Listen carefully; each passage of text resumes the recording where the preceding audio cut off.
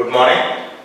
So, in the last class we have started discussing about chromatography. In continuation to that, we are going to see the block diagram of chromatography. So, as I said earlier, chromo means color. So, based on the color or non-color, you are going to separate the compounds and analyze what it is. So, this chromatography techniques is used for both qualitative and quantitative analysis. So, here, this is the main components or parts of chromatography. So the solvent reservoir. The solvent reservoir is a place where the solvent which is used to elute this sample in the stationary phase is just loaded here in the sample solvent reservoir, and the pump which is going to send the determine the flow rate of the solvent which is going to flow in the stationary phase. Okay, and this is an important place where the sample injection part. So the sample injection part is the place where you are going to inject your sample and the stationary phase. And there is a lot of stories and a lot of things to be discussed regarding the stationary phase. And this solvent and other thing is called as mobile phase. Solvent and sample are called as mobile phase, and the column which is filled with some material is called as stationary phase. And you have a detector and display unit. So the detector which detects the signal which is uptime. So the sample, once it reaches the detector,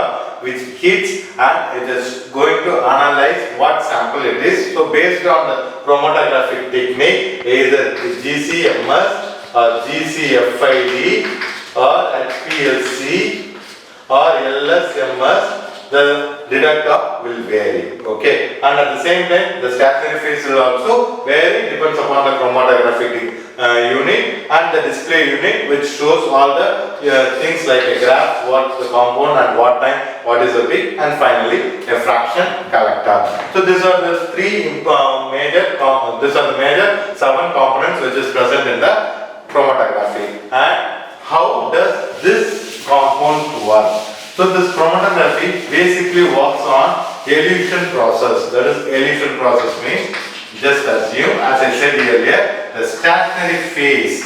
This phase plays a very vital role. Say for example, in gas chromatography and mass spectrometry, the stationary column is 50 cm long and the dia is 1 to 2 mm. So, to which 50 cm long and 1 to 2 diameter, the sample like silica and other compounds will be filled. The sample is added so that it will start elute in the sample in the stationary phase. Once it starts eluting in the stationary phase, it slowly comes down. So during this time, the separation occurs. How the separation occurs means, it is occurred by means of 3 processes. That is, one is elution process, and another one is frontal analysis, and third one is displacement model.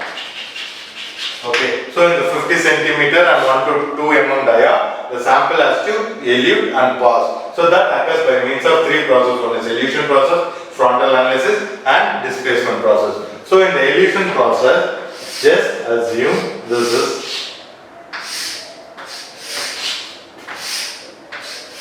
okay. Now assume 2 compounds or A and B compounds are mixed. Say assume A in triangle shape and B in circular shape. So now both the compounds are added at the sample injection part. So at the beginning both will be mixed together, and as I said, the solvent, required solvent, which is going to elute in the sample process. So as time goes on, the A will alone comes down and B is little different, so that it could not be able to separate. As time progresses, A is eluting very quickly when compared to B. So after certain times, the A reaches the end portion and B still in a 50% of the place.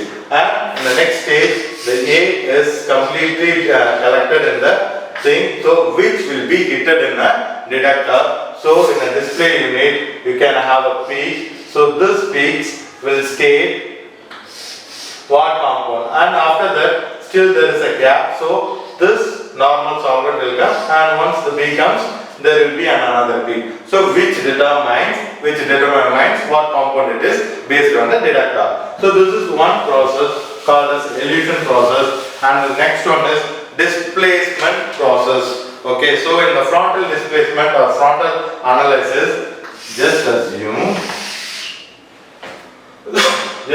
the compound A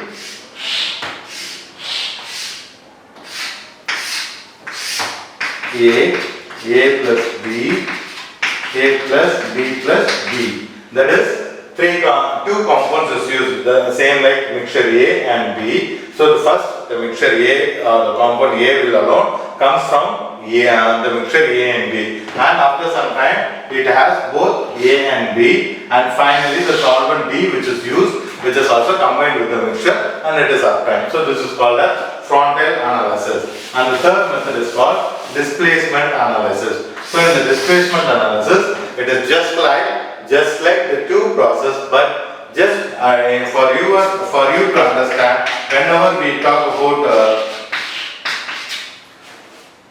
rainbow, this is what a color, Vibgyor, right? So when you draw a rainbow, this colors, that is like blue and dark blue, then again bluish yellow and yellowish green, dark green, green orange. Okay, this is how it comes, right? So there will be blending of colors in the margin or at the end. So in a similar way, in the displacement method, it is just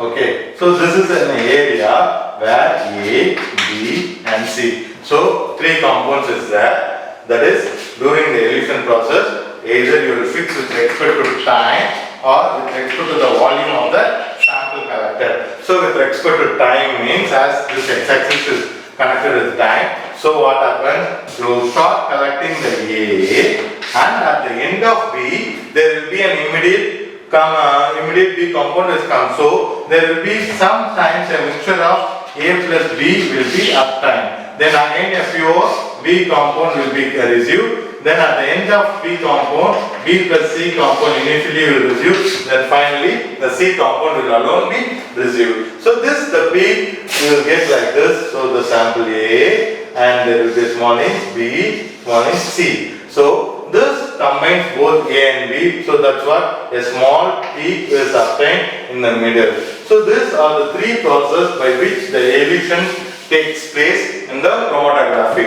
And there are number of parameters like retention ratio,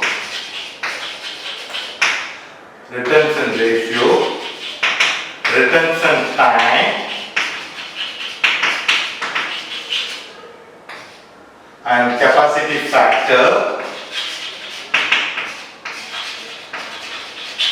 and column broadening or column processing are the important factors that you need to know before you are entering into the chromatographics. Okay, that we will see in the next class.